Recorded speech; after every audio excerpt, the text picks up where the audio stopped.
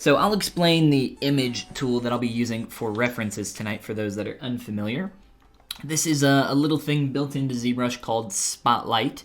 If you guys are unfamiliar with this, it's up in your texture menu, and you can actually load and save these spotlights. Speaking of that, let's click on save and save out this spotlight just in case if we crash later, so we can get that spotlight loaded back in very quickly. Essentially what this does is it imports your images for you, and then you can individually manipulate, control, scale, rotate, all sorts of different stuff with these. And typically it's used for projection painting, or even for projecting sculptural form. Think of it kind of like a stencil maybe. But what I like to use it for, I like to use it for reference images. So if you go into your, I have to remember, I think it's under samples. So it's in your brush menu. I want to say under samples. It is, yes. Spotlight projection. So if you turn this off, your brushes will no longer project through your images that you load into here, and then you can use them as reference images, much like what I'm doing right now for our good old boot buddy here. But I think that's enough time talking about what we're going to do. I say we go ahead and get started. Welcome, Allie. Huge fan. Well, thank you. Appreciate that very much. Welcome. Welcome to tonight's stream, as well as everybody else. Don't feel like you got to say hi in chat. It's cool to creep in the background. I do that myself on my streams that I go check out. But yes, if you don't already, go grab some tea for yourself. Tea is the fuel that feeds my sculpting prowess. Got our boot images, and we've given plenty of time for people to join us. So let's go ahead and start sculpting our boot. So I think the way that I'm going to start this, I have the 3/4 image. I think I'm going to start by kind of blocking out the profile of the shape. Now I haven't really looked at this too much, and I kind of did that on purpose because I want to kind of show you guys my thought process as I'm looking at stuff like this. So from what I can tell, it looks like if we're just looking at the leather part of the boot, which is going to be the part that I block out first, it is split into maybe three kind of major parts here. So there's this larger form here. We're going to first start off by blocking out this major shape, then we're going to split it up. So we got this big shape here, right, the general shoe silhouette. And then it looks like we have kind of these two kind of, or it's one shape kind of wrapping around the backside for the tongue to slip up through there. So that's another kind of chunk there. And then there's this third kind of chunk in the background just laying on top of that. So let's go ahead and start by just kind of taking a sphere. Maybe we can use Dynamesh. It doesn't really matter to me. If there's any specific tools that anybody has questions about, don't feel like you have to wait till I'm using that specific tool. Feel free to ask any questions at any time, and we'll do our best to answer what we can. But yeah, just a sphere, just gonna pull this out. Now that I think about it, let's go ahead and start with this one here. We'll scale this up and use this to block out the basic silhouette shape of our boot. So what I'm doing here, so for those that don't know, again, up here, texture spotlight, that's what we're using. There are some shortcuts for showing and hiding these, but all the buttons to use spotlight are in here. I'm pressing the Z key right now to pull up this little spotlight wheel. So I'm just going to use opacity now, turn that down, scale this up, and maybe down just a little bit more. And now we'll use our kind of basic silhouette of the bottom of our shoe to kind of fill this out and go from there. Let's just squash this down a little bit, so we're just kind of working on,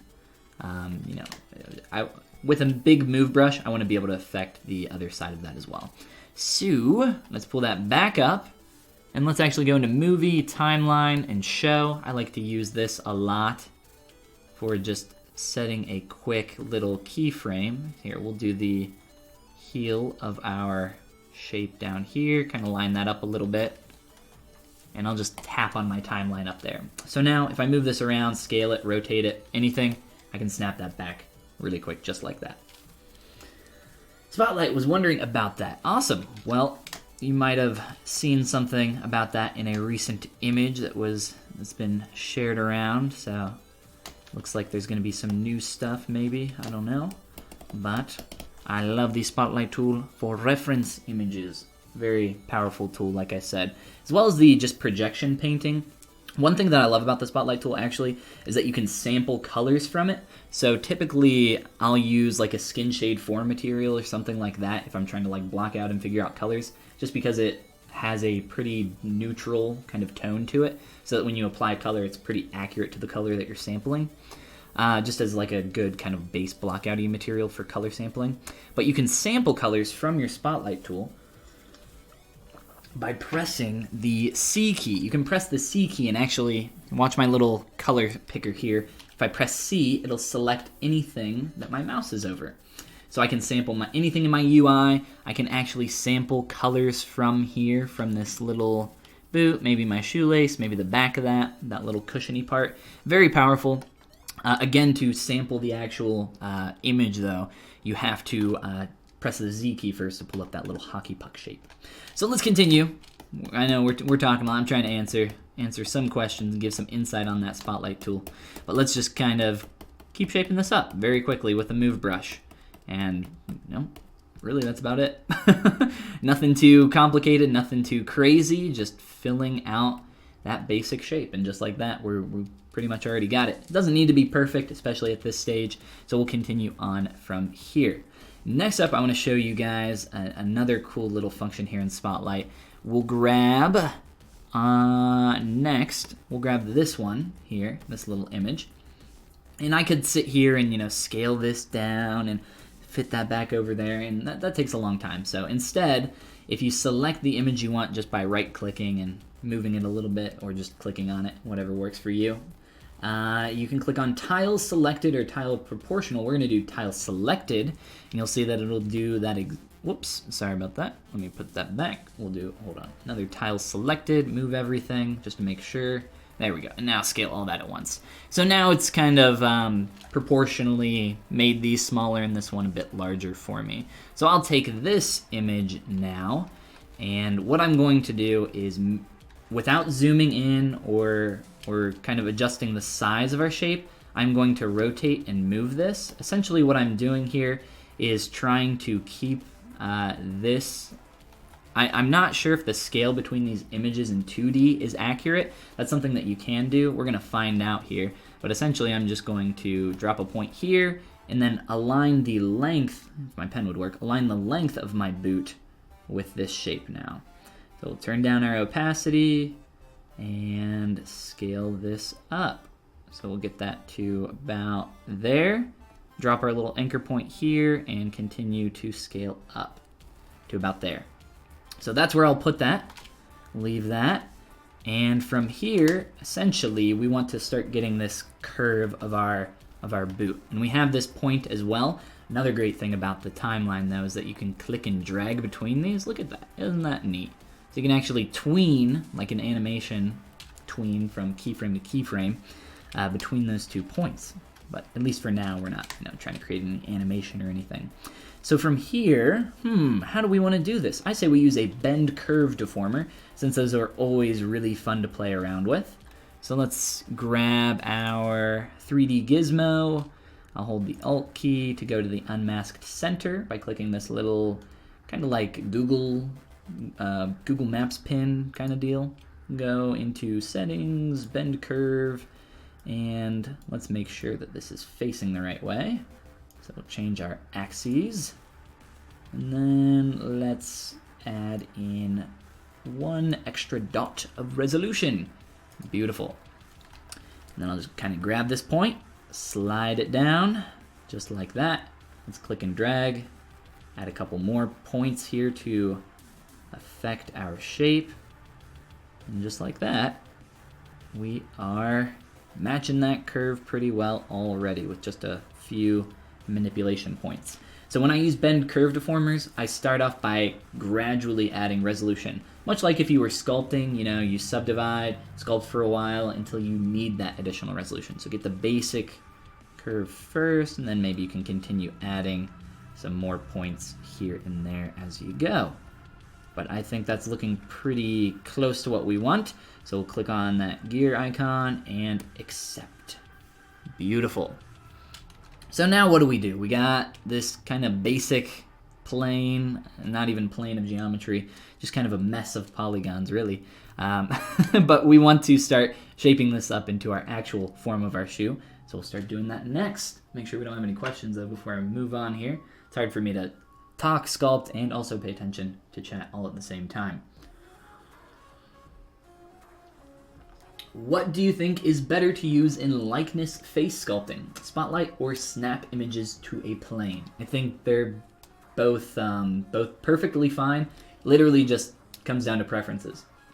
I like the Spotlight tool more, so I would use the Spotlight tool. But I don't think there's a problem with either or for using textures on like an image plane, or even applying a texture to a physical geometric plane in ZBrush. You could also do that, so that when you rotate around, everything's kind of like sticking to that. And it's really easy to set that up. Just a quick plane with some UVs, drop a square image on there, good to go. And Connect, welcome, how you doing? Welcome everybody else that's joining us. We're continuing on with our boot here. I should probably stop talking so much and get to sculpting, because we don't have a ton of time to do something like this. So I'll just start filling up this shape. If you didn't see what I selected there, I know I did it really quick. I'll talk about it here in just a moment. It is called Move Backface Masking, and essentially what it allows you to do is move polygons on only one side of your geometry. And it's a little weird to get used to, but it's a super, super powerful tool, and I use it all the time. If you guys want to turn it on, I typically use it in all of my brushes, on all the time, except for the move brush. I toggle that one on periodically. But that is under brush, I believe, auto masking, and backface masking right here. So turn that on for your move brush, and you can see that if I grab here and pull up, it's only going up. If I were to turn that off though, it would grab all of that geometry and move that up. So very powerful tool, like I said. Let's continue shaping this up. We'll do one more Dynamesh here as we continue to just push and pull polygons around and kind of really butcher stuff here. Really the objective at this stage though is not that we're creating, ooh, and that's nice. We like that, don't we? Let's fix that up. The objective is not to be worrying so much about your topology at this stage, unless you're really polymodeling everything from the get-go, but more so to just be concerned about creating the most basic form. So we're really low poly. We're just kind of as low as Dynamesh will go here. Actually, it does go a little bit lower. We'll just leave it where we had it though, and maybe even, you know what, we'll do a quick little 32 in there. We'll increase that just a tad. So I'm just using Clay Tubes brush to fill in some of the volume there. We'll go back to the move brush here, again with that backface masking on, and we're just trying to match that silhouette. I'll kind of smooth this out a little bit, make sure that we're getting a good shape, and make sure that this is looking booty. Bootylicious, B-O-O-T, of course. Let's see, what else do we want to add here before we switch images? I think we're probably fine to go ahead and swap and probably grab either this 3/4 image. Let's start with this one here, and then we'll go to the 3/4. So I'll do the same thing I did before. Tile selected, a little bit big, but that's okay. We'll grab you, snap that, rotate back, and just make a new point there. And let's grab this. And remember that the bottom of this shape is actually not at the sole there. Does not include the sole. We're just working on blocking out that leather shape. I'll show you guys some cool tricks for doing the sole of the shoe a little bit later on. And I also don't have perspective on while I'm doing this, so it's not going to be incredibly accurate. There will be some things that are off by a little bit. It looks like some of this isn't aligning quite the way we want it. Let me scale this up just a tad, I think. And what I'm actually going to do is create a mask so that I can just drag this geometry up, just like this, way past where I need it, and then just clip off the rest. So we'll do something like that. And then let me grab this profile image one more time just to make sure that the curve that we have there is looking all right. So we'll realign that really fast. And it looks like our geometry, this is kind of what I was thinking was going on here, that we're getting a little bit too stretched in that front area, which is very easy for us to fix, thankfully. We'll just kind of pull back on that. Beautiful.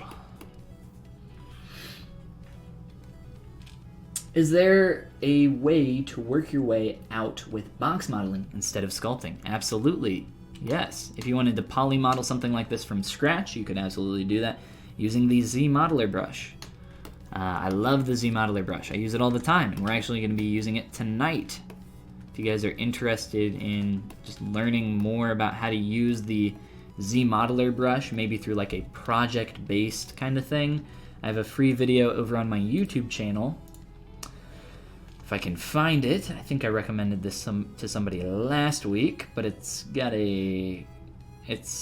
here we go, 3 hours hard surface tutorial, we go through the whole process of creating this clock that's in the thumbnail using the ZModeler brush as well as a few other hard surface tools. So if that's something that interests you, again, that's over on my YouTube channel. Just Google Polygon and you should be able to find that. Very quickly, because I have this turned on, let me toggle that off for a moment. And turn on this. Bam. Get that at the top of the screen, because I forgot to do that. YouTube.com/Polygon. There is the spelling for you, if you need it. All right, so I think that's feeling pretty good in terms of just getting that to match the images. So I'm feeling pretty confident that we can move forward with something like the 3/4 and start sculpting on this a little bit further since we've started to block out the shape. So let's grab our 3/4 image here and do another tile selected. So in all honesty, if I was personally making this boot, I would probably do most of it by eye, and then kind of check proportions a little bit later. But I wanted to show you guys some stuff with the Spotlight tool, because I know a lot of people don't know how to use it, and I think it's great for using it for stuff like reference images, like I'm using right now. It has a ton of other purposes as well, but this is what I use it for mostly. But let's just come through here and start kind of cleaning up our shape, just looking at the 3/4 view.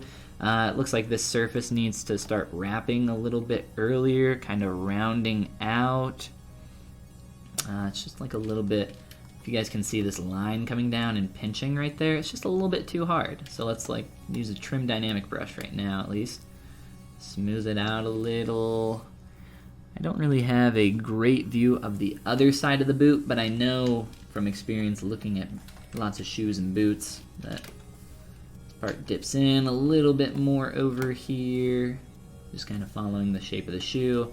We also wanted to follow this silhouette here that we've previously blocked out, which we want to make sure that we don't want to screw that up as we go forward, so no worries. Check it out. Yes, absolutely. Awesome, man. All right. That sounded like a old man there. From here, let's go ahead and just Z-remesh this. So we've got the basic shape. Let's get something that's a little bit more clean, a little bit more workable. And to do that, I'll be using the Z-remesher, if you guys are familiar with it.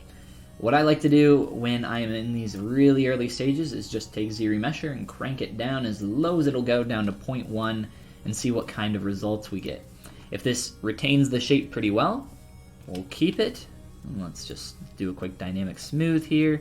Typically though, when you Z-remesh something, because it's lowering the poly count, when you later go to smooth or subdivide that, it'll deflate a little bit. And it's not, Z-remesher is not the thing that's deflating the geometry, it's actually the act of lowering the poly count, still kind of fitting the shape as best as it can at that lower count, and then subdividing it later on. So you can see there a little bit of a difference if I undo back to that. So it's kind of shrinking down a little bit. So let's go up to like 0.5 K, remesh that, and that's fitting that a lot better, I think. Beautiful. So now we have some fairly clean topology that we can work with really quick and start going from here. We got some stars here and there, but I don't think those will get in the way too much. Not only that, but you know, this topology is not sacred to us. We'll be cutting this shape up more as we move forward. So let's continue on here and look at what we got going on. I think this is already starting to feel pretty good, pretty boot-like. The main thing that I'm looking at here is that this kind of needs to bubble out a little bit more here in the back. So let me add in like a couple subdivs here and just add a little bit of volume back here with my clay tubes brush and just start kind of adding a little bit more of these secondary shapes now that we've got the most basic form down. Maybe use a little bit more move brush. So we got a little bit of a straight into a nice kind of curve there. So that's starting to feel a bit better. If I rotate this around, we can probably turn on perspective if we really want to try and match this as best as we can. And if you really want to get in there now, we could use something with our pinch brush and lazy mouse to start kind of crisping up this bottom edge here. Now for something like this, I would probably not use my pinch brush and try to do it manually. Instead, I prefer to just slice off geometry to get a really crisp hard edge. So we'll wait to do that for a little bit, but let's look at splitting this up into the separate segments that we have visible. So like I said, our geometry is not holy by any means at this point. We're not dead set on keeping this topology at all. What I would like to do though is start kind of cutting out this shape here and looking at how we can create that. So let's see. Let's just use a quick mask to like block out that shape.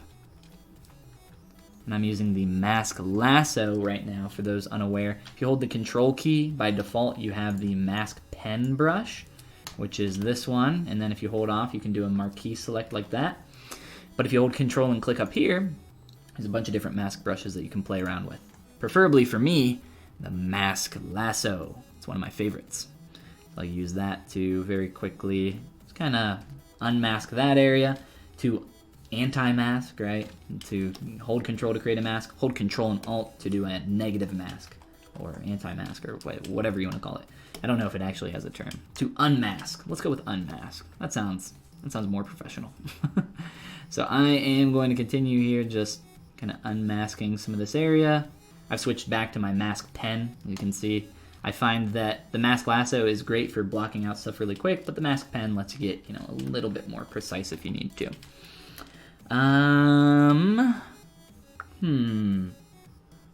You know, I think that's pretty close to what we want. It's not matching the angle perfectly, but I think it's fine. We'll just continue on from here.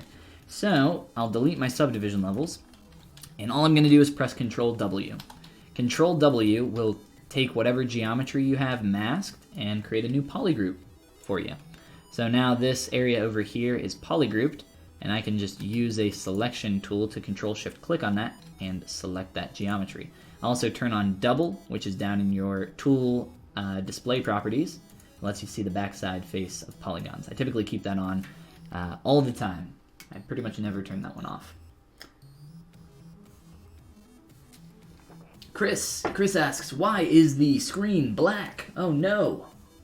Well, I hope that it's not black. It looks like it's not black on my end, but if anybody else is having any trouble, let me know. I think I'm good to go though. I'll continue on. If somebody else is having trouble though, say something in chat. Speak up, and we will see what's going on. But I would try maybe refreshing the page or doing like a Shift F5, clear the cache or whatever. So what I just did there, I did a split hidden operation. You can find that under Tool, Subtool Split Hidden. So now these are two separate pieces of geometry. We don't need this top piece, this little cap up here. This is kind of useless garbage, so we'll just select and delete that, make that go away. Can see fine, awesome, cool, good. All right, so now we have two separate pieces of geometry, and I've deleted this little top section that we don't really need.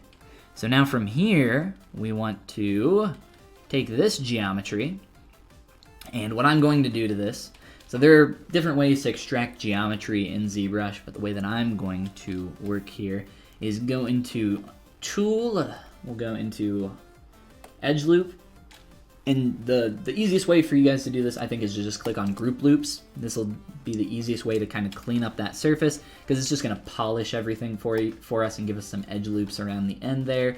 Then press Control W, make sure everything is polygrouped.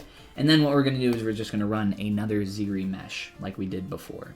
So now we have another piece of geometry here, ZRemeshed. And the reason why we did that Group Loops polish thing was so that we could get a little bit of a cleaner edge around here. And we'll see how it's shaped up for us. It looks like maybe there are some problem areas here, but let's try a little bit lower. Whoops, we'll go like 0.4, see if that fixes some of those more troublesome areas. Like I said, there's a lot of ways to do this. We could use the topology brush, we could use the extraction menu right there to do this, but I think this way is pretty quick, and as long as we're not getting any weird little funky junk down here, which it seems like we are. Luckily, ZRemesher is very fast, so it allows you the opportunity to go through some quick trial and error stuff here very quickly. There we go, getting a little bit better there. All right, let's move on. We got this one here. So the reason I split this way, it seems like it's kind of wrapping around and sewn in here along this area, and then the tongue kind of comes up. So probably what's gonna have to happen is the tongue of this geometry, this corner that I have, this is gonna have to like round out, whoops, not the brush I wanted. This shape will have to like curve down here a little bit better to that corner, because right now it's really messy. So let's try doing the same thing that we just did. And we're gonna add some thickness to this in a little bit, but not quite yet. We'll do a Group Loops. Remember, just a quick way to polish that up and get some edge loops around the edges. I find that it makes ZRemesh run a little bit more smoothly on this kind of stuff. And I'll just do the same thing that I just did. Quick little ZRemesh at 0.5. And hopefully get something a little bit more clean to work with. Sure, I think that's fine for now.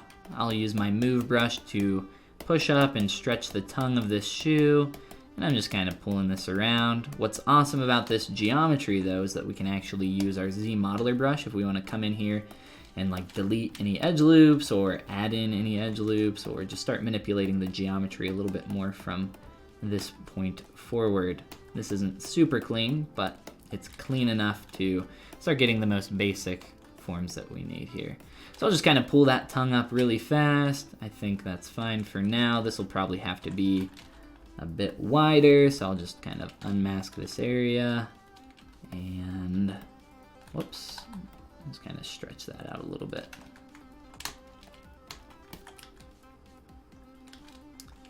And let's see, let's mask off the ends of this. And use a move brush. Ooh, I did that mask backwards, that's okay. I'm just gonna use my move brush to kind of start curving this around so that we start to get the curvature of that part. So that'll eventually tuck up underneath the other section of our boot there. And you know, like I said, pretty much all just kind of the move brush right now. Nothing too complicated or crazy. Do a little bit more manipulation, and I think that's fine for now. All right, so from here, let's see. We got these two major sections. What I would like to do is add some quick thickness to this to start figuring out how far that needs to kind of overlap over that area. But it looks like it starts to turn and tuck in right here, and then it's kind of, you can see the stitching here where it's sewn in. So what we'll probably do is add some thickness first and then start to like turn and curve that edge in. Start working with that. One step at a time, right? So I'm using the ZModeler brush. Hold space over a polygon, extrude all polygons. Let go and just click and drag on that. Give it about the thickness that I'm seeing there, and we'll go from here. Switch back to our move brush and start manipulating our geometry. And the objective here is, again, not to have you know, super specific topology or anything that we're working with yet, but just kind of work with the creative tools that we have here. Not concerned about anything other than creating the form that we see as accurately as we can at this stage. There's actually some extra geometry up here. The way this, like, the lip turns in there, I actually don't want that. So we could probably delete some of this with a quick ZModeler delete edge loop function. Just kind of click on that there and there. So I'm just deleting a couple edge loops. It looks like there's a weird try there for some reason though. That's fun. I'll fix that in just a moment. I'll show you guys how to do that. So I'll just use our selection tools to grab that guy there, that little weird poly, and I'm just gonna delete hidden. It's under your tool geometry modify topology menu, and then I'll use the ZModeler brush to bridge these two edges, just like that. And stitch that back up. Easy enough, right? Oh, we got another one down here, so we'll do it again. Delete hidden. Not sure why that's occurring. A little bit weird, isn't it? We got some holes down here that we could probably just fix with a quick close holes operation so we don't have to continue playing with it. Not sure why. We probably don't have a perfect edge loop around there, so it's not doing exactly what we want, which is totally fine. Not difficult to fix at all. All right, let's just grab this bottom edge, start pulling this down, and then I want to start like wrapping that in so it looks like it's, see how it's kind of like turning, twisting, and tucking in there? Turning, twisting, and tucking. Wow. I'm like the dude from V from Vendetta or something. All right, we'll move this down a little bit, and it's gonna be a little hard to tuck in there yet, so maybe we can add some thickness to this part of the shoe now. Let me see. ZModeler will do the thing that we did before, which was extrude all polygons. I'm gonna extrude in this time because I don't want to inflate the shoe out, because we already worked on matching the silhouette. And the more time we spend like making that bigger and bigger, the more problems we'll probably have over time with that inflating and getting larger. The problem with extruding in on geometry though is that it flips your normals. So if I turn off double, you can see that my normals are reversed. So I'll just click on flip. It's under tool display properties again, for those who want to play with that. But then we have some geometry here that, you know, we can sculpt on, play with a little bit further. I want to start turning this edge a little bit faster right here. So I'll just start kind of turning that up and in. Again, you know, just low poly, still messy, doesn't really matter. Just want to get the most basic shape here.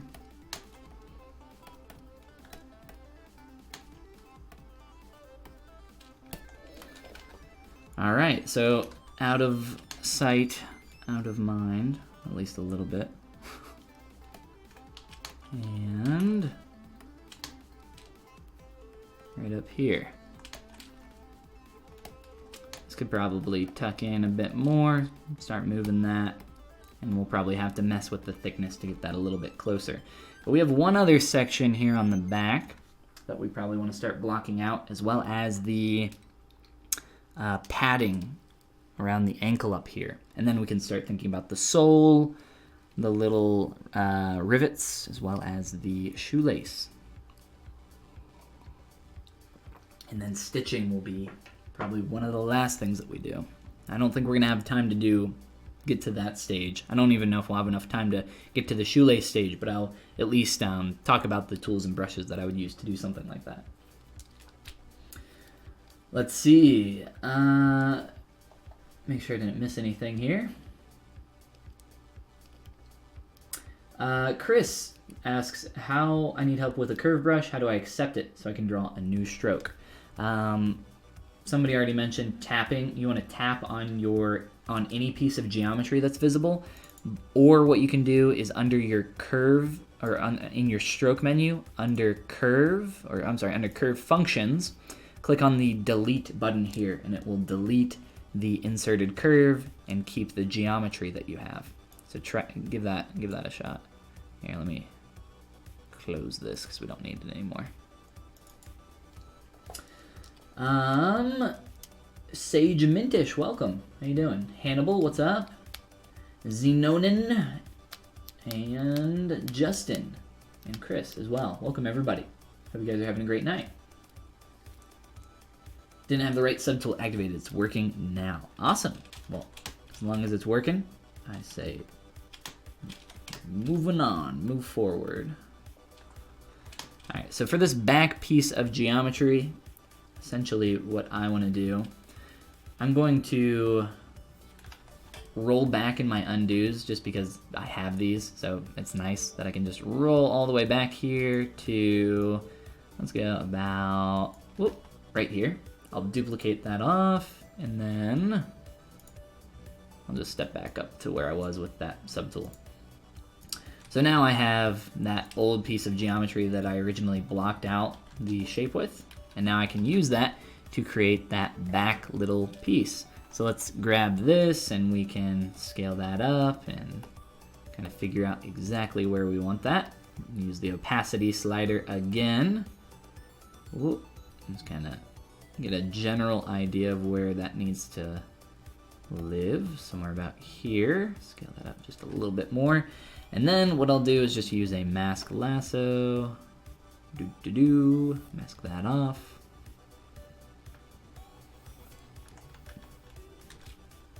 All right, and there's the basic shape for that. So there's that segment. Just polygroup that, and delete everything else. If, you know what, I'll undo this just in case we want this basic geometry again. I don't think we will, but we'll just put it down there and hide it. So in case we want to get back to that, we'll see if we do or need to for any reason.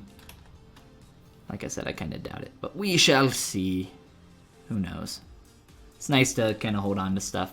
Typically while I'm working, what I do is I save in a couple versions, so whenever I make a big change, I'll save out, you know, boot 1, boot 2, boot 3, etc. Where did our tile selected go? There we are. Get a little bit organized there. So this comes down here, and then it kind of tucks in there. Say it gives a nice curve the whole way down.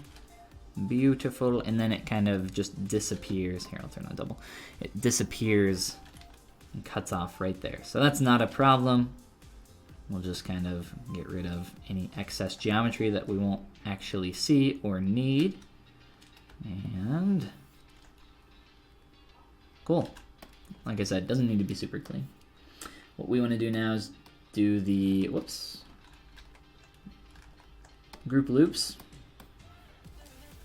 Just to clean up that hard edge. And let's Z-remesh. The 0.5 has been working for us at this scale. Or, I'm sorry, not at this scale. At, just for this size of piece. Let's see. Let's go a little bit lower.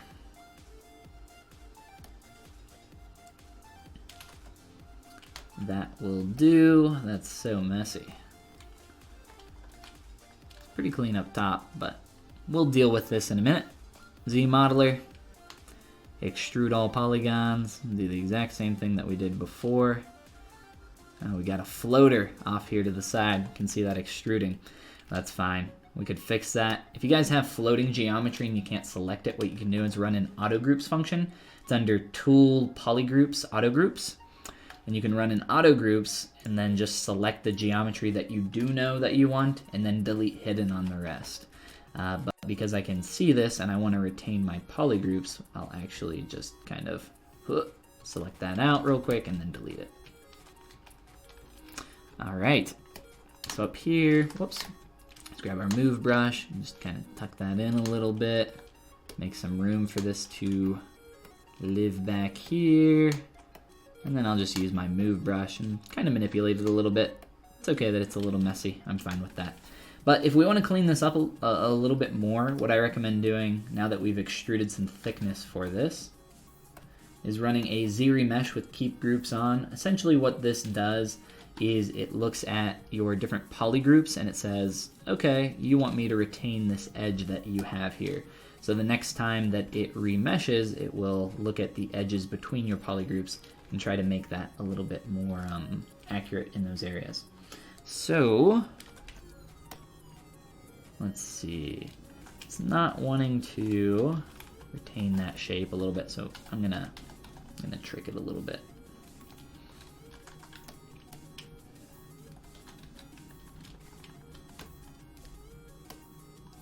I added some quick subdivisions and then dynameshed, and essentially, oh, I screwed that up, I'm sorry. What I wanted to do is add some creases here,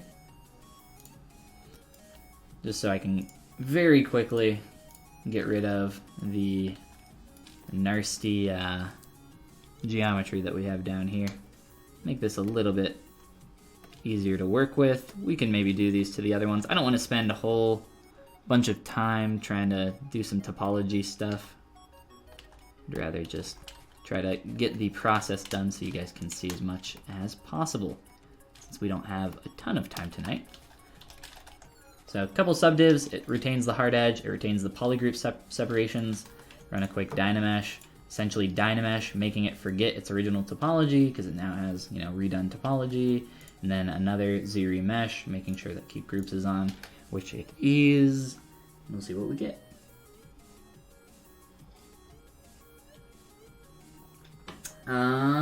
Perfect. Actually sculpting some shoes. Well, that's awesome, Brandon.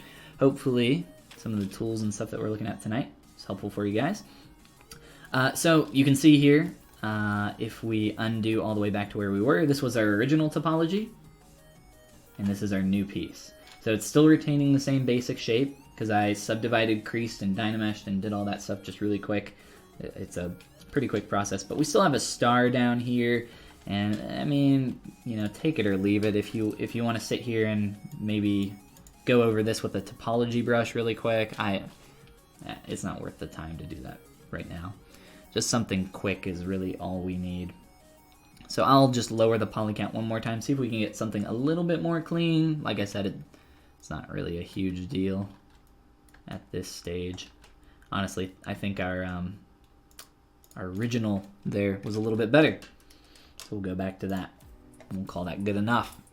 Then we can maybe do that to some of the other pieces of geometry just to start, you know, cleaning up the topology a little bit, get rid of all the awkward stars. There were like 3 stars hanging out down here in a row, so I typically don't find that extremely helpful to work with. Let's see. Let me delete an edge loop here. It's going down to the star, so we'll say that that's fine. We'll say that that's good. And honestly, the shape isn't like super dirty or anything, so it's actually fine. We'll just work with what we got. But if we want to add some creases back in there, I actually think that the smoothing that's happening right now is pretty good, so we'll stick with that. For this piece here, the piece that's like coming on top and tucking down and in there, we'll have to probably do the same thing here. Let's see, can I crease this edge loop? So hovering over an edge, spacebar, crease edge loop. This is with the ZModeler Brush, one of my favorite brushes in ZBrush. And these edges kind of round out, so I will not be creasing any tight corners here. Look at all that topology down there. How gross it is. Ew. Alright, so I'll just add some subdivs really quick, run a quick dynamesh on here, get rid of all previous topology. We're also maintaining the form a little bit better, and I don't have any poly groups, so I can't remesh with that right now. So I'll just run a quick remesh here and hopefully get a little bit better result on the little corner down here where we were having a bunch of problems. We'll give that a second to think. Rocking the beanie, that's right, man. Of course, it's chilly out. Has Cincinnati been getting a decent winter? I don't know if decent is the word I would use. I'm not a huge fan of the cold. I don't snowboard like I used to, so it's not like I could do without the cold. I would be perfectly fine if winter around here just kind of went away. Unfortunately, so the tri-state area here is just super humid. I've gone out to the West Coast only once, and the 80 degrees on the West Coast. So I was in Anaheim, California. 80 degrees there feels like 70 degrees here. 80 degrees was like, wow, it's so nice out. This feels amazing. What's the temperature? It feels like it's 65. Oh, it's like 82. Wow. Fahrenheit, of course, for those confused. But, yeah. We almost had like a tornado the other day. It was so windy, but yeah, don't know why. What do we do? We're talking about the weather right now. Let's talk about sculpting in ZBrush. Getting me off track. Plus, weather's like the boring topic, right? That's the thing that you talk about when you have nothing else to say. And we got more to say about our boot. Let's see. Called me crazy? Yes, there was an announcement recently for the newest version of ZBrush. I think there was a date for the live event. Was it? Let me look at my calendar. Isn't it next Tuesday? Isn't it March 5th or something like that? So there's like a live stream event going on, I think on March 5th. Yeah, it is next Tuesday. Cool, yeah. So there's a live stream event going on for those that didn't hear for a special announcement. And it should be here on this channel. But yes. I don't remember calling you crazy. I don't know what you're talking about. I would never say something so rude. Yes, I would. I absolutely would. Alright, so we remeshed some topology here. The stuff down here is like all out of whack. I'm not even sure what's going on down here. This is no fun. Oh my god. Wow. So our edge loops, we don't have, nice edge loops running down here. I'll take some time to play with the topology later, but for now, let's kind of continue on with creating the major forms that we want to see here, so we can continue on with the process and worry more about form and creating the shapes that we need, and less about making our topology perfect. All right. Gonna come up here. I'm gonna add some quick subdivs and just kind of clean up this shape. Look at this thing. It is all over the place. Straighten that out. Give it a quick couple smooth passes here. And voila. All right. So for the bottom part of the shoe, the better known as the sole, right? For the sole of our shoe, I have a little thing that I like to do. I like to take the base part of my shoe. Actually, we'll use this. It'll be a little bit easier to do it with this. So hey, we are reusing this. We end up needing it. But I don't really need it, but we'll just use this anyway. So what I'll do is I'll take this part of the shoe here, or you could use this part here, either or, it doesn't really matter. And I will use a slice curve brush to just slice off the bottom part here. So I'm just going to take a slice, gonna press Alt a couple times here,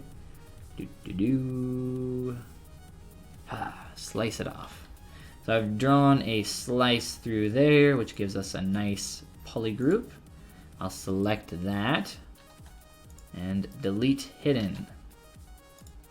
So now I have this piece of geometry down here, and we can start extracting this to create our basic shape. Or better yet, because this is a little bit flat, I think what I'll do is probably run a close holes operation. This is gonna be a little wonky, but it'll make sense in a second. Close holes, and I'll Z-remesh with keep groups turned on. Let's make sure I'm doing 1K just so it maintains the silhouette a little bit better. Remesh. Oh, look at that. That's nice. I like that. All right, so I'll just select this top poly group now. I'm getting rid of that rounded bottom part. So essentially the piece that I kept is the part that I closed holes on. You could have sliced and hidden either and then closed holes and remeshed. There's less topology this way, so I did it this way. A couple extra edge loops on the edges. We'll keep them for now, it's fine. So from here we'll do the same thing that we did. ZModeler, right? Extrude all polygons, and I'll just extrude this down. Whoops. I accidentally think I deleted an edge loop, so I'll just extrude that down and start kind of creating this shape of the sole of the shoe. Really quick, really easy. Let's make sure we didn't, yep, we flipped our normal, so we'll just flip that back, no worries. So I'm trying to use the same tools here just so we can maybe look at more tools, because there's always a billion ways to do everything, right? But I think just kind of keeping it simple is probably a little bit better, a little bit easier. So let me scale this up. And let's go a little bit wider here, because it's like scaling out that way a little bit more than what we want. Maybe we can just manually use our move brush. Kind of like tug it out on this side a little bit. And maybe just kind of squish it back in just a tad. Pay special attention to your reference, of course. The polygons are super tight here, so it's actually retaining this edge pretty well. But if I didn't have all those in there, it would probably smooth out between this a little bit more, and you might want to consider creasing up some edges. Looks like there's a little bit of a kind of extra layer there between the leather and the rubber. I'm not sure exactly what that is. I don't know if that's just like what's connecting these two. I don't know how it works. But what's good is that I don't need to know how it works. I just know that it's there.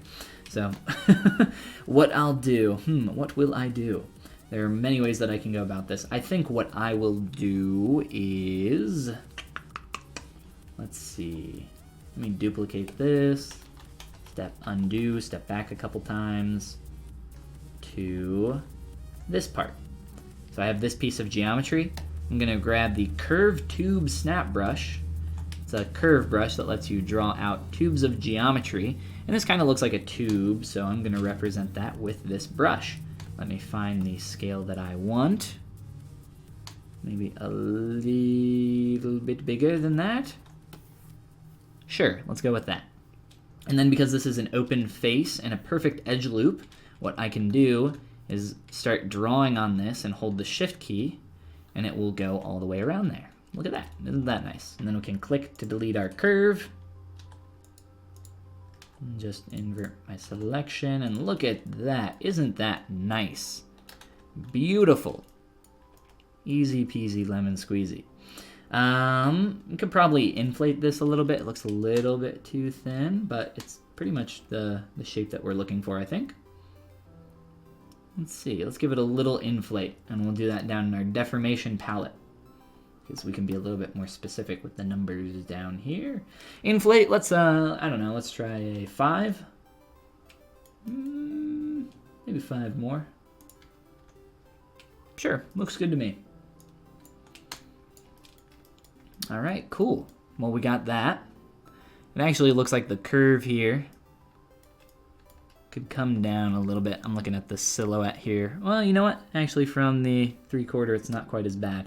I've made this a little bit thicker than what we need on purpose, because what we're gonna do to create the bottom portion of this shoe is use live booleans. So there's a pretty interesting pattern going on down there, and live booleans are a great way to go about creating those kind of shapes.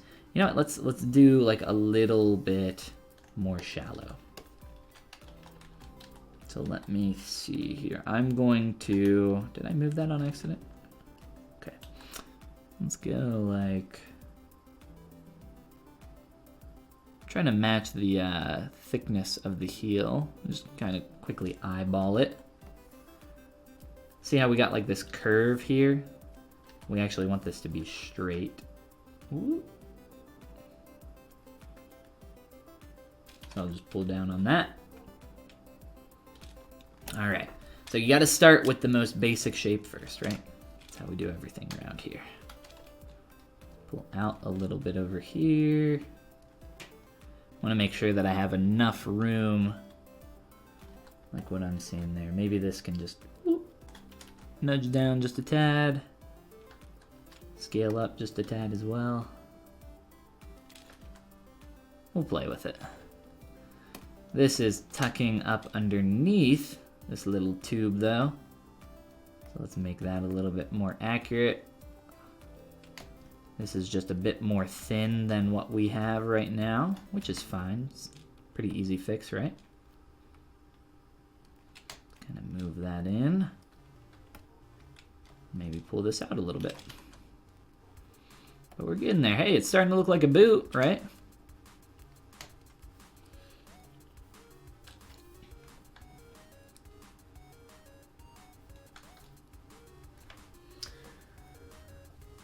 Let's see.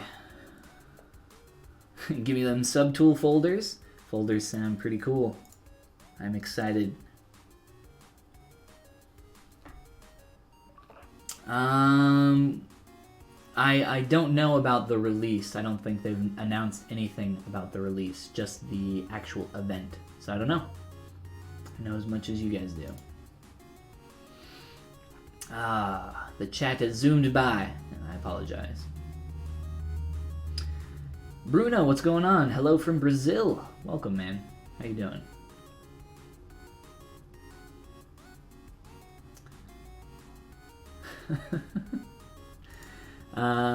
Make sure perspective is off when slicing. Absolutely, yes. The reason why, well, not always, but if you're looking at it from a orthographic view, you want to make sure perspective is off, so you get a nice clean slice.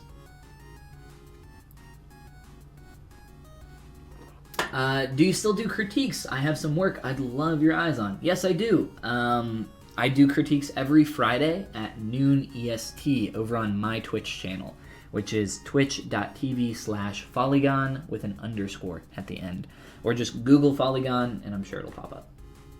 Polygon Twitch or whatever. But yes, every Friday, noon EST, if you guys want to get your stuff live critiqued on my channel. Even if you can't make it, I upload it all to YouTube, so it's, you know, it's not the end of the world if you can't make it. But, yeah. Send it in to me, email me. Email's on my website. It's just polygon@gmail.com. Send me a Z tool. Let me know what you want me to look at. Be specific. Etc. etc. All right. So we'll work about the shape up here a little bit later. Since we started to create this sole for our shoe, let's kind of continue on with that. And let me make sure I didn't miss anything else. Boots are hard. Boots can be difficult. Clothing can be difficult in general. How do you choose what to critique? You send it in, I take a look. That's how it works. Bjorn. Der Bjorn. I believe that's a Bjorn. There's an extra E in there, I think. But welcome. How are you doing, man? Alright, so we're going to be using live booleans, like I said, for this basic shape down here. There's a lot going on, but if you guys haven't used live booleans before, you're about to learn. I'm about to learn you something. So we're going to duplicate that object so that I can insert a primitive cube down here. Turn off our smoothing. So I just have this little cube here, and essentially what I'm going to do with this cube is just shape it up into that basic kind of shape that we want to cut out of there, and then figure out the placement. If we want to be really specific, what we can do is, whoops, let me see here. We can find our profile view. There we go. That took a minute, didn't it? And we can scale up. Let's see.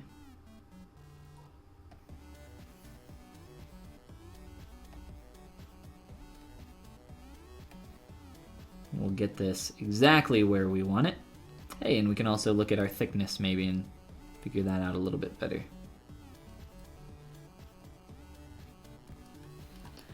And beautiful. So I'll turn off that cube for a moment. And what we can do is just take this shape And here, use my transpose line and just start rotating this around to fit that basic curve there. Maybe use a move brush if you want. I'll just kind of match that. Let me rotate around to the other side.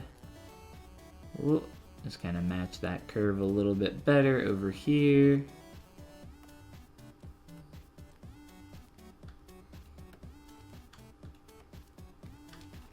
All right. And now, for our cube shape, right, this guy, he's gonna be cutting out our negative here. So let's realign this. And I'll just kind of fill in this space with this cube. I'll just rotate that. Let's see, we'll put it about there. And I'll just kind of move some verts around. And I don't think we need to be super specific. I'm just kind of showing you, if I was trying to make this as accurate as possible, this is how I would probably, you know, line up some images and go about this way. But yeah, looking pretty good. If we want, at this point, maybe we can, you know, fix a little bit of our silhouette here. This needs to come out a bit more. And need to come up a bit more there, and the tongue of the shoe. We can see how much that's wrapping around there, which is actually very nice. Tells us that we need to pull that edge back quite a bit. But, like I said, we'll worry about that later. Accuracy is not a huge deal, I guess. So, from here, here's this cube, right? It looks really awkward. It's just kind of stuck on here. But what we're going to do is we're going to set this to negative by clicking this icon on our subtool and turning on live Boolean. And then it just kind of, just like that. Cut right out of the shape. Beautiful. So we've got our first kind of major shape cut out here. And if we look at the bottom of our shoe, there's actually quite a few more that we want to start creating. So we have a lot of stuff going on here. Let's grab our shoe, figure out where we want this. Let's see. Make some quick adjustments. The density of this is pretty high in terms of polygon count, so I'd probably delete some edge loops, but we'll leave it for now. So let's just align our shoe. Ooh, we got a nice little Timberland down there. If we wanted, we could find out what font that was and use the SVG creator plugin. What's it called? Text 3D and vector shapes. That's pretty cool. Love that little guy. Let's scale this down, get that about where we want it, and you know what? I'm just gonna slide these off screen. Get out of here. Extra shoe pieces. We don't need you. We'll just scoot this out. Make sure we're matching that. There's silhouette and beautiful. All right, so we got a lot going on here. It's a fairly complicated shape, and it looks like there's some perspective in these images. So if you're looking at this and you're like, oh, well, I matched it up from this angle, but now it's not matching from this angle. I don't have perspective on right now, so there's probably some tricks going on with perspective. It's not the end of the world. Don't beat yourself up about it. You're probably not going to be able to match the perspective perfectly unless you know the perspective of the camera, and then maybe you can match that a little bit better in here. But yeah, let's like create the kind of negative shape that we're seeing here. So to do that, what I'm going to do, I'm just going to take this piece of geometry. So we got this. Beautiful. And now we can try to create some kind of geometry for this. So if I was going to do this, maybe you could sit here and play around with some masks and do some extracting. You could probably poly model some of these shapes. I say we just very quickly look at doing some masks and using some extracting that way, since that'll be kind of the quicker way to go about this. Let's see. Let's grab you. So we have a little bit of a smaller poly count. And then I'll use my mask lasso. You could also use a slice curve brush. I mean, there's always a billion ways to go about this. But if we want to very quickly kind of figure out this shape, here, boom, boom, boom. Boom, ba boom. That is my sculpting sound effects. Beautiful. And what's great is that because this shape that I have already matches the curve of the boot, if we extract a thickness from this, it'll all kind of fit within the same basic shape, which is pretty cool, right? Makes this a lot easier. Repurposing geometry that we already have. It's always a good idea. Should have been doing it this way. It's fine. No worries.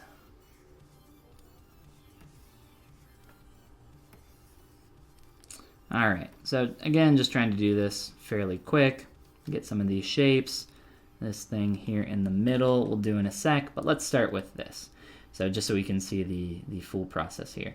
So I have this basic shape, and now from here, so for the bottom of our shoe, essentially this negative part is the part that I want to extract. So I'll inverse my mask, and this is the part of my topology that I want. Because what I want to do is take this geometry and push it up into the sole of my shoe and subtract it negatively. So I'll take this geometry that I have now, and here we'll undo back, take a step back. So I've duplicated this so we can repurpose that. But let me delete hidden. So I have this geometry, right? It's actually, we got some extra stuff here that the poly group, I don't know why that went up on the edge. It's a little unfortunate. But what we can do, I'll use an edge loop, group loops. Thought we were gonna have a crash there. I think we're good. Control click on my surface with, it might be rounding out those, nah, it's fine. That was just my crappy masking. So what I'm gonna do here, I've just run a quick group loops with the default features, functions, whatever you wanna call it. So control clicking with my transpose or 3D gizmo, inverting my mask by control clicking on my canvas, and then just pulling this out. So it's a little bit messy, but it'll get the job done. And then from here, I'll just kind of run a close holes or dynamesh this a little bit higher. So this is just, a quick way to dynamesh some geometry and get it into the basic shape that I need to cut it out. All right, so here we go. We got the basic shape of our geometry here that we want to subtract from our shoe. So we'll do exactly what we did before with the live boolean. Here is the sole of our shoe. This is the shape that we have. Here is our, where's our block? There's our block. Let me turn this off. So here is our cube that we're subtracting. So this creates that first little section. Where's our shoe at? Oh, there we go. Scale this up real quick so you guys can see. Ooh, and we'll slide you down there. Take up a lot of screen space. So we got that cube subtracting that first piece, and now we've just created this piece of geometry, which we're going to set to subtractive as well. And we're going to use this to subtract from this part of the boot. So what I'm going to do is just tap on my surface with my transpose line, or you can just rotate around and move it perfectly up. Either way works. The transpose line can actually snap to normals, which is pretty cool.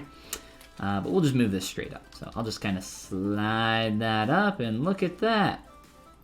We're starting to get that subtractive shape in there now. And we can look for reference here, exactly how deep that needs to cut in. Let's see.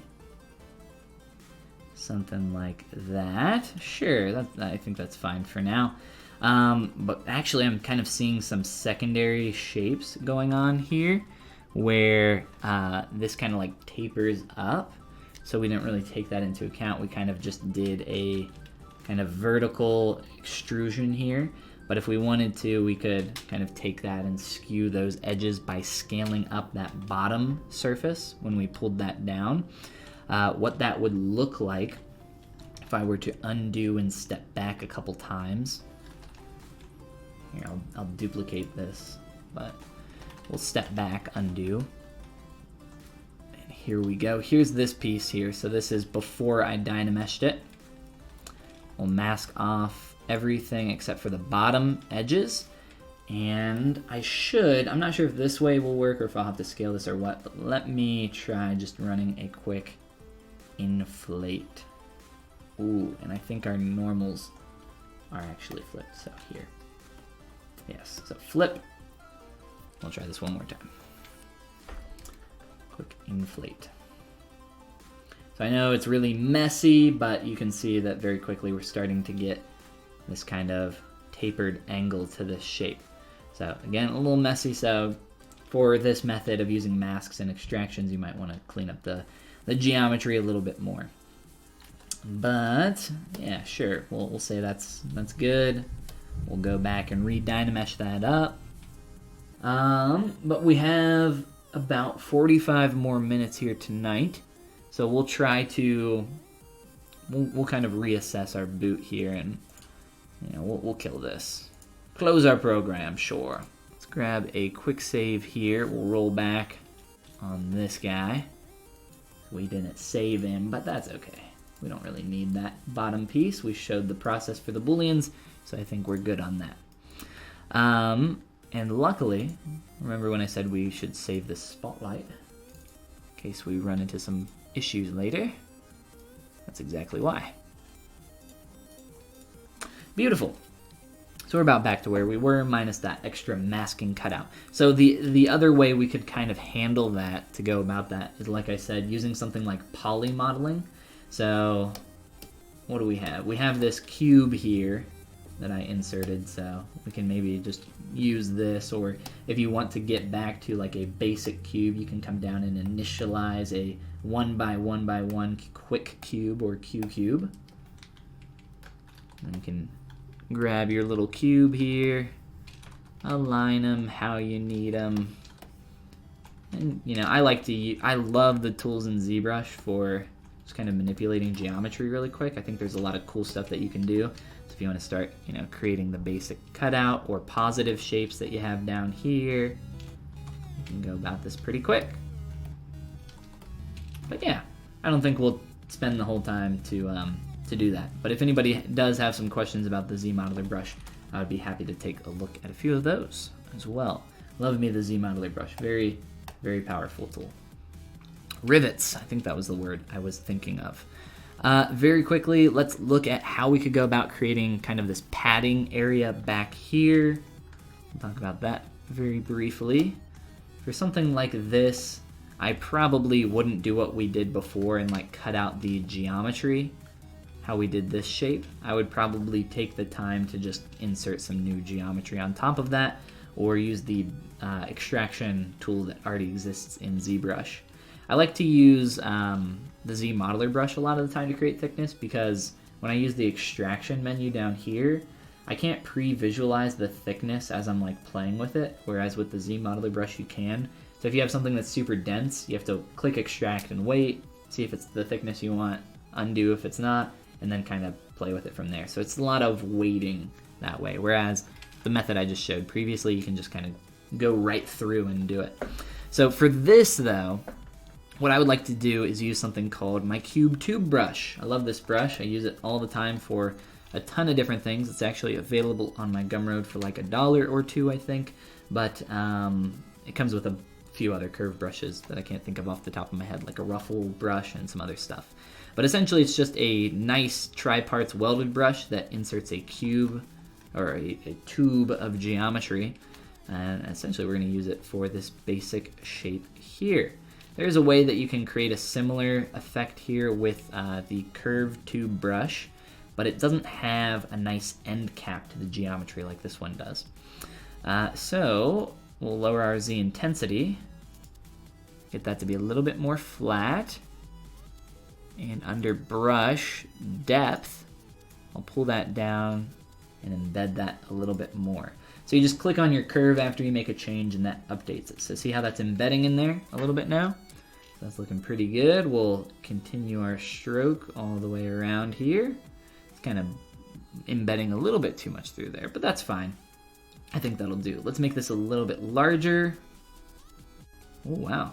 Really doesn't want to go over there. You know what? Let's keep this and we'll manually just kind of widen it out. I think that'll be fine. So somebody asked about deleting the curves earlier. Again, just click on your geometry. That'll delete the curve and you can draw out a new one. Or over here in your stroke curve functions, or up here under stroke, wherever your menu is, stroke curve functions, you can click on delete and that'll delete all curves that you have on your mesh there. So yeah, here, let's invert this. We got just the tube of geometry, nice, clean, love it. And we just want to make this taller, right? That's a quick thing. I was gonna try to do that with the actual curve brush, but you know what, this works just as well. Just kind of fit the basic shape here for a little padding. I'm just using a move brush to kind of push and pull some verts around really quick. And if I press the D key, I can see what this looks like as it smooths out. Looks like this needs to come forward a bit more. So let's say you want to extend your curve a little bit further after this point for something like this, but you don't want to like continue stretching your polygons. So instead what I recommend is using the ZModeler brush and just use a Q mesh or extrude function. You can just click and extrude your polygons a little bit more here. So just a quick little extra extrusion. I'll use my transpose line to rotate that, but it looks like we've gone a little bit too far. So we need some room for the laces and everything else there. We'll put that about there. And I'll just kind of clean up the basic shape of this curve. Looking beautiful. One beautiful boot. All right. So again, D for a dynamic subdiv, get an idea of how that's wrapping around there. So it looks like we got a little bit of a rounded edge here, so it rounds at the bottom, but it's a little bit more of a sharper transition at the top where that's like the leather stops there. So we want to give the illusion that that is the case. And we could also cut out the part of the shoe that we don't want there. I was just going to essentially hide it, which is totally fine. Especially during the blockout phase here. It doesn't have to be physically accurate, it just has to look like it is. That's why a lot of the time I don't give my clothes thickness, I just give it the illusion of thickness by tapering the edges. So here, when we smooth this, we can see how this starts to really thin out. So I am going to inflate this, but I'm going to inflate this manually with my Move Backface Masking brush.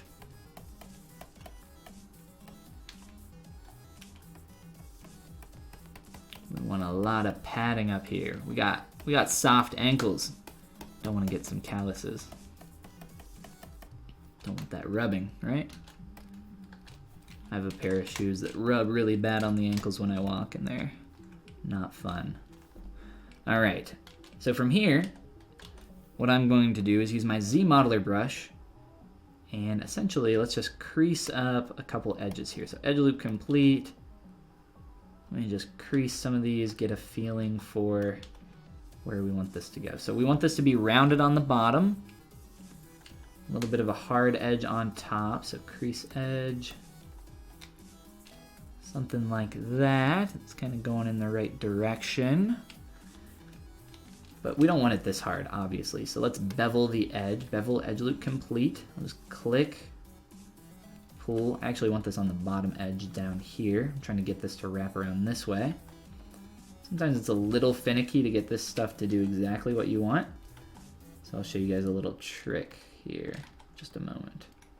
If anybody knows an easier way to actually force it to go the way that you want, I would love to know, because I often struggle to get it to do exactly what I want. So instead what I'll do, because it's not doing what I need there, I'll use the ZModeler brush to insert a poly loop. Where is it? Insert poly loop. under polyloop. There we go. Let me just insert these. I would use the slide infinite radius tool, but I'm just kind of trying to do this fast. So let me just get rid of these. I just uncreased you. What are you doing? All right. So now I have an extra edge down here, and I can essentially manually bevel this. ZBrush actually would look at this now, and it'll probably bevel this the way I want, just because I have that extra edge loop. See how it's like beveling it this way now? It essentially looks at the surrounding topology to infer what it wants you to do a lot of the time. So in this case, it actually is doing what I want, so I don't need this. I don't need this edge loop now. So you can maybe temporarily add something like that if that helps. We don't need this edge to be creased any longer. We don't need a lot of these to be creased. It's more of just a temporary thing. And yeah, now we just kind of start playing with the geometry here. This top edge obviously doesn't need to be creased either. If I can, I'd like to bevel this much like I did on the bottom. We'll see if it'll do what we want though. Might have to add in that. See, look, now it's doing it fine. And it might be because there's a poly group up there. Like I said, I really don't know. I struggle to get it to do exactly what I want a lot of the time. A lot of the time it's just kind of trial and error. But it's not difficult to get it to do what you want. You just have to take a little bit of extra time. All right, so we've started to soften that, got some nice padding. It feels a bit more pillowy than what we have, so what we could do is inflate some of these edges a little bit. So ZModeler, let's say, where here, we'll do the polygon here. Or no, I'm looking for scale, sorry, not inflate, scale. Edge loop complete. We can kind of scale this out. Start to floofify that. And do the same thing down here. Ooh, or other way. Beautiful. And if we want to start kind of manipulating this a bit more, just to get an idea of, I think that kind of amount of roundness is feeling a bit closer to what we want. I just kind of tug down on a few of these on the outside edge. I think that's starting to feel a bit better. But yeah, just kind of playing with it in the low poly version while using dynamic subdivs. It's very easy, very, very nice to kind of play around with. I love it. Love me the ZModeler brush. But if you're more comfortable doing poly modeling or this kind of stuff in another program, you know, it's not like you have to do everything in here. I just appreciate the ability that I can use all of my native ZBrush tools like masking, transpose line, all this stuff that I'm really familiar with, just really quickly here to make movements and selections the way I need. But yeah, that's starting to work pretty well. Down here, I think it's better to keep it a little bit tighter, and then we can kind of look at how we would do some of that stitching as well here in a bit. For that, I would probably just use some high-res geometry, and I think the best way to do something like that would be using just a quick alpha, because it's such a small effect on the surface. If the stitches were bigger, I would consider using physical geometry like I would for the laces, which is what we're going to look at next, probably that area. But because this is so unaffecting on the surface, I think just using an alpha is probably the best way to do it. All right. Trying to get a little bit more of that rounded gesture in there up top, but that's feeling pretty good to me. Cool, cool, cool. Feels a little bit stiff as well, but you know, it's fine. I think keeping things as simple as you can during the stage is probably for the best. But let's see. Let's look at the rivets, which we could use live booleans for as well to create the negative hole. We've already looked at that. But for the positive piece, a little bit of an interesting shape. It looks like it's actually like a hex nut or something. I'm not sure.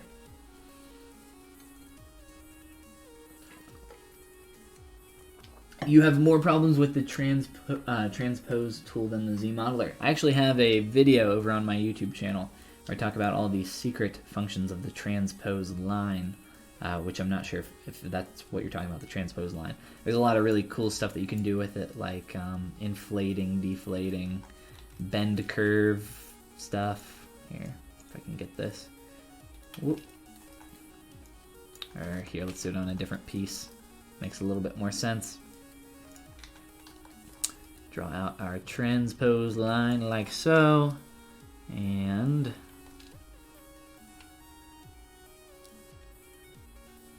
whoops. Oh, come on. There we go. So you can do like a bend curve deformer in here. There's all sorts of like hidden little functions. Yeah, you can make your shoe dance. Beautiful. That's just by Alt, middle mouse clicking, or Alt left clicking, sorry, with move on. Pretty cool. All sorts of little stuff though, little secret functions. So laces and the little metal rivets, is that the correct term? I think I'm not positive, as long as we know what we're talking about. So let's just duplicate this piece of geometry. Let's maybe grab a ring 3D and look at making that shape. Come down into initialize down here, zoom in on this. Like I said, it looks like a hex nut, so we'll mess with our subdivision levels here, maybe about 6 of these and 6 of these. So that looks pretty close to what I'm seeing. What it looks like it looks like a washer. It's kind of hard to tell, but I think that looks pretty close to what I'm seeing. We could also increase the thickness of this if we want. So maybe something like that. Sure, looks good to me. And then we'll take this and we'll make it a polymesh 3D.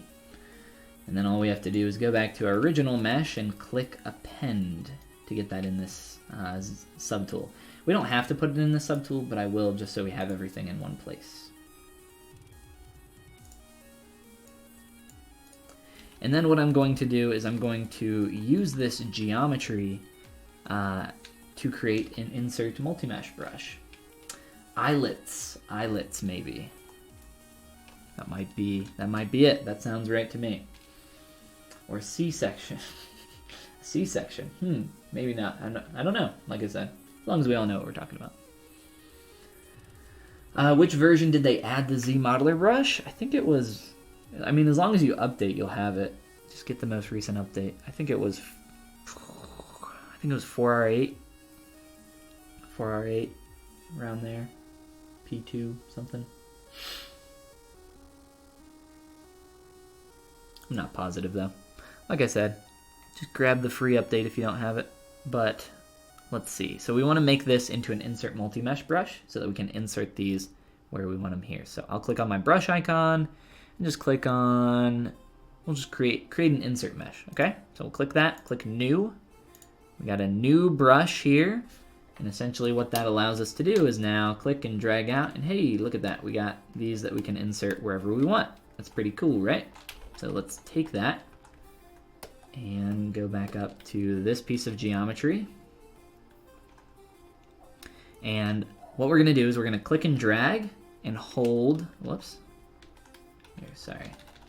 We had some subdivisions there just so we have a little bit of a smoother surface. And then I just deleted them. This is an extra piece, so it doesn't matter. So start drawing out your shape and hold the control key. And essentially what this does is it makes the size of your insert mesh based on your draw size. So that actually looks pretty close to what we want, but maybe we can go a little bit smaller. Let's say 60. So if I draw this one out and hold control, you can see how it's a little bit smaller than the previous. So yeah, all we're gonna do is draw this out, hold control, and draw out a few of these. But I think these are gonna be inset into the leather there from what I can tell. So we'll go into brush, under depth, and we'll just set this to like 0. Maybe a little bit more, I don't know. You know what, I think that's fine. We'll stick with that. So that looks pretty good. So let's come up here and hold control, start drawing that out. We'll get one of these. And if you want, we can try to match the orientation of those a little bit better. I don't think we have to be super perfect, but just kind of placing some of these around here. What do we got? 4, 5, 6, 7. 5, 6, 7. So what's great about using these insert multi-mesh brushes is that it's going to match the curve of your surface as well. There's probably some like little corrections we can make here if we want to match the surface a little bit better, but I think that'll do for now. So let's go on over to our other side. What was it? 7 I said. So I'm just gonna match this. And I'm keeping my brush size the same as I do all of these. So that's 2, 3, 4, 5, 6, 7. We'll just do those really quick. Cool. So now we have our little eyelets there, which is what I'm going to call these for the rest of our time. And then, like I said, we could use live booleans to cut out the shape in here for our geometry if we wanted to make a actual hole for the lace to fit through. So to do that, all we'd have to do is create a cylinder. But we actually already have an IMM primitive brush that has cylinders in here. So I will grab some cylinders and figure out the size that we need here. That's a little bit too big, so let's fix our draw size. Let's try half of that, 30 maybe. Oh, a little bit more it looks like. We'll do 45, sure. Split the diff. So now we can just insert these on our geometry. And I'll just do one side here very quickly. And unfortunately, these aren't going all the way through, so we'll have to kind of stretch those down. Make sure they're poking all the way through, like that. And we'll just do this one, that's fine. Set this to negative. Make sure live boolean is on.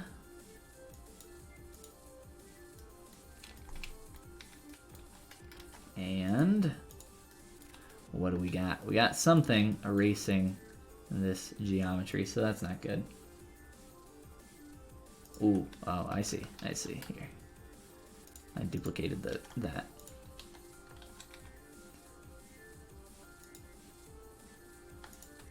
Let's make sure that's working. Okay. Here, I'll go ahead and lengthen the rest of these to make sure that they're going all the way through.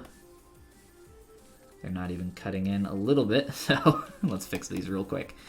I am using my transpose line to align to the surface of the geometry, and then just kind of pulling those all the way through, kind of masking them off really quick. Just do this really fast, since we're a little short on time. Ooh, pull all the way through. Last one. Ooh, come on. Get that normal. There you go. Beautiful. So there's that. Smooth it. Grab our little eyelets. And there we go. Just like that, we have that set up. Easy enough, right? Now, the way that live booleans work, they look at your chain of geometry, the chain of order here in your subtool list.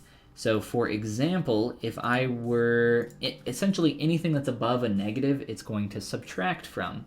So this negative mesh and this positive mesh, there's nothing else above this. So this is only going to subtract from this piece. But if I were to take something like this little tongue here, and move this up, if any of the cylinders there were touching that geometry, they would also cut through that. So to show a better example of that, let's see, where is our cube here? So for example,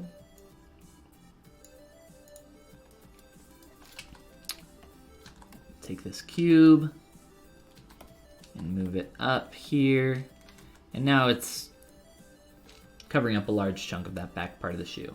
I'll set this to negative, and you can see that it's slicing off everything from that part of the shoe. But as I move this up to above this sole, I'll rotate my camera to update that, it's no longer subtracting from that. So be aware of where your booleans are in your subtool list here.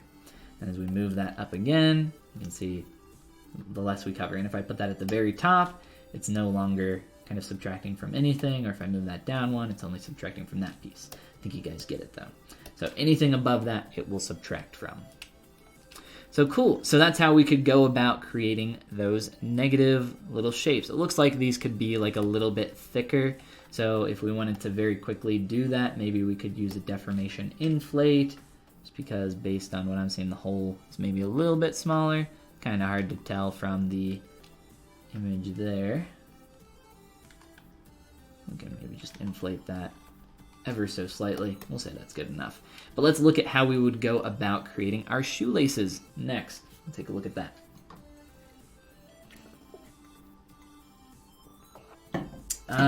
You think that they have 4R8 at your school? I believe it's in 4R8.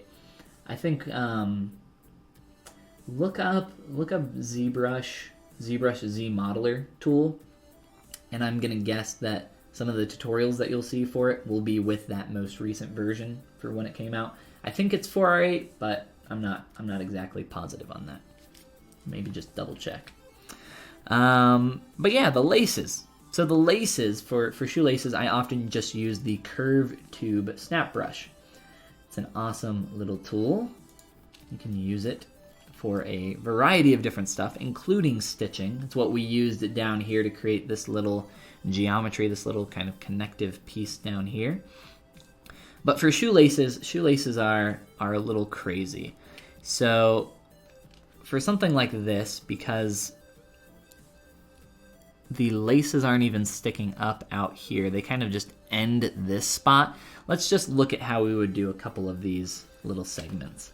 So you can just use the curve tube brush by default and start kind of drawing out your curves.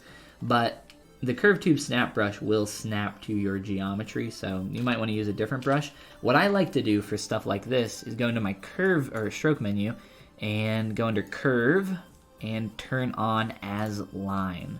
So what this as line function does is it essentially goes from A to B and does a straight little offshoot there. So let's also find a good thickness for our shoelace. Let's go a little bit more thin. Yeah, it looks good. Sure, 25-ish.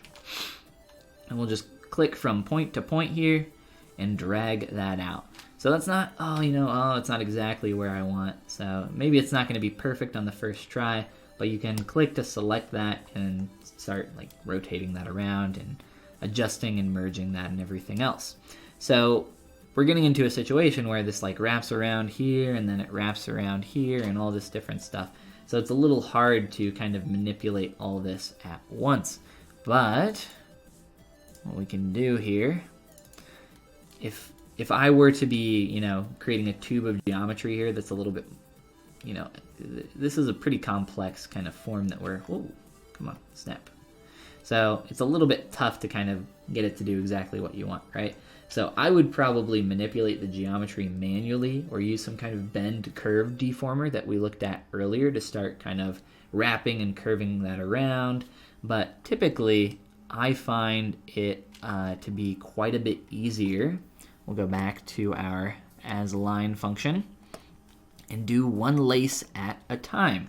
So we'll start up at the top and we'll go from over to under, and then we'll snap, if we can, back from that. Get your brush close. See that red line? That means it connects back up to that. And then we'll wrap back to that one. Ooh, if we can draw that. It's not wanting to cooperate. There we go. And we'll just continue to do this down the entire, it's really not wanting to cooperate, down the entire length. And then we can do the other side as well. So this is just the way shoelaces work. It's all one lace, but at the bottom, it wraps back over to the other side. But what I find is that once you get to this point, right down here, if I can, come on. Not sure why it's not wanting to do that. So we get the basic shape first, and then we can kind of loop that through. I find it a lot easier to do it this way. But once we get to this spot where we can start going back up, I recommend not, because if your curve stroke starts to overlap, you start getting these curves really close to each other, and it starts getting a little bit hard to manipulate. It's actually working pretty well right now, so I'm actually fairly surprised. But the closer we get to some of these, especially if yours are a little bit closer than mine are, you can start running into some problems. I'm just going to continue on though, since it's actually playing nice. Ooh, it's playing a little nice. I don't know why it's having so much trouble snapping. I should turn up that little snap distance, which you can do, I believe, curve snap distance. There we go. We'll just crank that up a little bit. Maybe not. Put that about back where I had it. Okay, so this is where we're running into trouble because it's trying to snap to this curve over here, which is why I recommended that we kind of keep these separated. All right, but that actually worked out pretty, ooh. It worked out pretty well. I spoke too soon, right? Let's try that one more time. Over here. So a little finicky, right? But now we have the basic lace in there, and we can start manipulating this further from here. So I'll just click to delete our curve and accept this.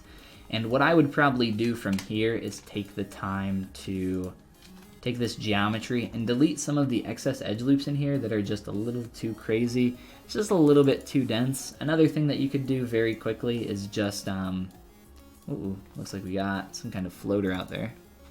Just do a curve delete. There we go. Beautiful. So for something like this, you might be able to get away with a very quick low-res Z-remesh. This is 5,000 polys, but if we do a quick Z-remesh, we can actually lower the poly count just really quickly. And because it's a tube, Z-remesher does really well with tubes, and it typically gives some pretty good edge loops. Looks like we're getting some kind of weird junk over here. So like I said, I think it's best to just do this manually with a ZModeler brush. What I recommend doing is setting your edge loop function to delete, edge loop complete, and then setting your face function to do nothing and your vert function to do nothing as well. This way you can come through and delete edge loops really quick without worrying about clicking on something accidentally and doing some kind of other operation. The only operation you'll be able to do is a delete edge loop complete, and then you can come through here and delete just a bunch of these unnecessary edge loops. So I would do this first and then take the time to kind of reform and work with my geometry a little bit better. Like I said, you could also do this, start blocking out this basic shape with a bend curve deformer if you want to play with it that way. We already looked at that though, so I wanted to do something a little bit different. But yeah, we'll start kind of masking here. You can use topological masking with your transpose or 3D gizmo to mask a specific part of your geometry. What I often will do for something like this, because this is connected, I'll just put a mask down the middle and polygroup that. So now we have kind of the left and right side, or part 1 and part 2 of the lace that we can work on individually. So again, creating some topological masking here. Just kind of manipulating this. It's starting to feel a little bit better though, now that we're getting a little bit lower resolution. And from here, I'll just start using my move brush, shaping this up where I need it. And if you're getting some twisting, I recommend deleting a lot of those edge loops, and then you can re-add in some with some bevels or some add edge loop functions. Yeah, there's a variety of different options here. And just taking the time to manipulate and push this into place, which is pretty boring work. So I don't think we'll spend, the whole time to do this. I'll just do a couple of these so we can get an idea of the process. But yep, just move brush and then the ZModeler to delete some of the excess edge loops. So for an area like this where it's getting really pinched, I would delete that edge loop, and delete some of these, and then what I would do is come through here and do a bevel edge loop. Start beveling that to start rounding it back out. And I'll just grab my move brush and start kind of poking around in here, making sure that we're not getting too tight down here for this curve. It's starting to get a little pinched, right? So I think just coming through here and cleaning that up a little bit. Start to manipulate that, get that feeling a bit better. I think that looks good. All right, so maybe just add a little bit of thickness here, but I mean the lace would be pinched where it's kind of hooking around that area. We'll just make sure that that's not interpolating into our geometry. So one thing that I see a lot that you should try to avoid is having geometry feel like it's not integrated very well with your other geometry. So for instance, if you're putting teeth in a mouth, you want to sculpt up the gums around your teeth and make it feel like the gum is like holding on to that tooth, right? It's wrapped around it. Same thing if you're doing shoelaces or like interlocking geometry like this down here. We want to take the time to, make that feel like it's integrated. So make your shoelaces feel like they're, being pulled tight against some of these areas. Like right now I have this kind of curve a little bit loose here, but if we straighten that out, it's going to be a little bit straighter in these areas. And then just get that wrapping around there a little bit better. Straighten that out. Got a little flat there, so maybe add a bit more thickness back in. But yeah, play with it. Like I said, just try to make it all feel integrated. Something that I've been noticing a lot in my critiques over on my channel. Something that I want people to focus on a bit more.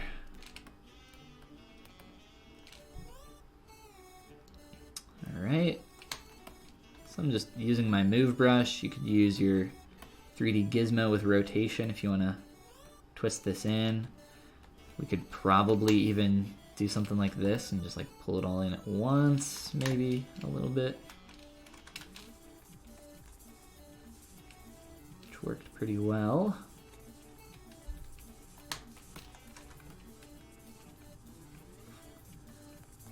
Before you add in, I know we added in our laces and eyelets here a little early, but what I recommend is making sure that you have the rest of this form locked down before you move forward to anything else like this, because if you end up having to make some major form changes later on, you're not going to be happy because you're going to have to redo a lot of this stuff. So make sure that you have your, I'm kind of just rushing through to show the entire process and make sure that we see everything, but just make sure that you have everything where you want it in the most basic level before moving on. It's good advice for anything, in my opinion.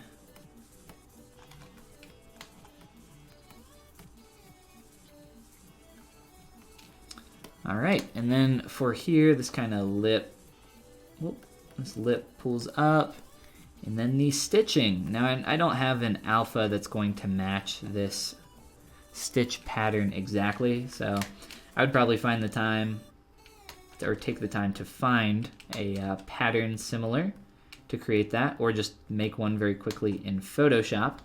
But we'll look at how we can do that here. 1 second. Let's look at getting a decent stitch texture, so we can cover the whole shebang.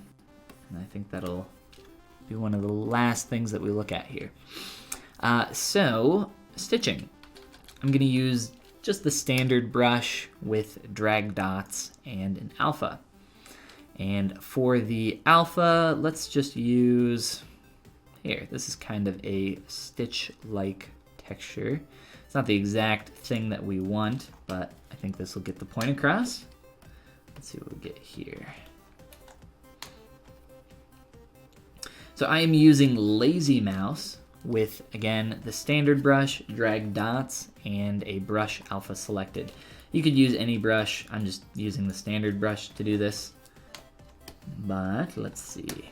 What I'm going to do is go into my stroke menu, and under Lazy Mouse, set the lazy step to 1, maybe. Let's maybe try like 1.5 or something like that.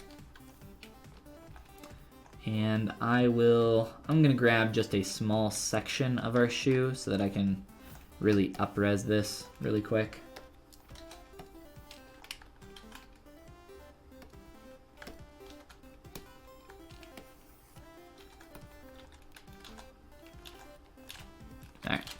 So we got a pretty dense piece of geometry here to play around with. So we got lazy step set to 1.5. Essentially what the lazy step does with your lazy mouse is it looks at the... So if we set this to 1, for example, it should repeat at the beginning and end of the stroke. But what we want is we want a little bit of a distance in there for our alpha. Let's maybe use a more distinct alpha here so that this makes a little bit more sense. Let's use this arrow. All right, so we can see how that's working. The actual stamp of our brush, though, is making, it has a little bit of a fall off to it. And that's actually because of my focal shift, I believe. So if I set my focal shift to -100, it should be consistent throughout. So we need to increase our lazy step a little bit more, 1.5-ish. All right, cool. We're starting to get what we want here. It's, maybe, let's see, are there any alphas in here that we can use instead of an arrow? That one I had wasn't all that bad. I just wanted you guys to be able to see what was happening there with the lazy step, but now that you kind of understand what's going on, let's use something that looks a little bit more like stitching, kind of like this. And if we want that to sync up a little bit better, which we can maybe play with, maybe like 1 or so, or if we want to blend that a little bit better, you can find a better number here. I don't know, 1.25 maybe. I am using my mouse when I do this as well, so that I have a consistent stroke throughout that length.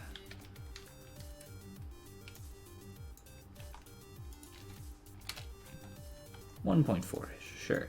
All right, so I think you guys get the idea with the lazy step, but you can play around with these settings. Try to find something a little bit closer to what we have here. It looks like we have 4 lines each. So what I would do is in Photoshop, or you know what, we might be able to do this. I have an idea. I haven't played around with this functionality too much, so it might take us a second to figure out, but we got a little bit of time here. Very quickly, make a cube, and I'm gonna make an alpha from this cube. So let's lengthen our cube, and then essentially because we have this texture here for the stitching, and then we have a 1 singular stitching, and then a double wide up here, singular, so 1, a 2, and a 4 wide. So for the first one, we'll just take this and we'll go into our alpha menu and click from mesh. We'll frame that and click OK. So now we have an alpha map. Now we can go back to, like I said, I don't play with this very often, so you'll have to excuse me. That's how I figured it out myself. So here's our 3D alpha. It's very simple, right? But I think you guys can see how powerful this is. We can start to get a pretty cool, quick kind of stitching effect with just a cube. And then for the kind of 4 wide version here, this one, this probably needs to be a bit more thin than what I made it. It doesn't have to be perfect though. So we could do something like this for the double, and then 4 wide one. We'll just do this really quick. Alpha map again, or alpha menu from mesh. There's that. Let's just make sure that's framed. All set. Okay. Beautiful. Back to our geometry that we can sculpt on.